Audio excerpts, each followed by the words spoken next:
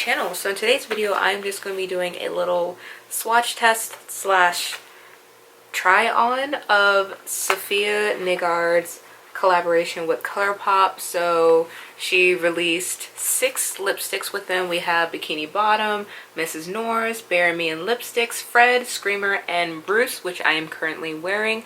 Now mind you, for this little wear test I am not using lip liner, so some of the colors that may not look the best on my skin tone, normally I would put like a darker liner with them, but I just wanted to show you guys what they look like without.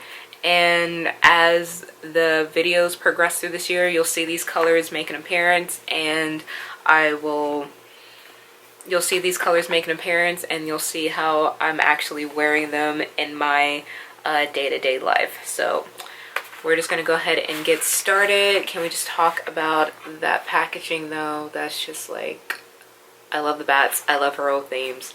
I didn't really need lipsticks, but the bug hit me, and then Safiya came out with this, so you know what, had to go support the girl. So let's just go ahead and get started in these swatches.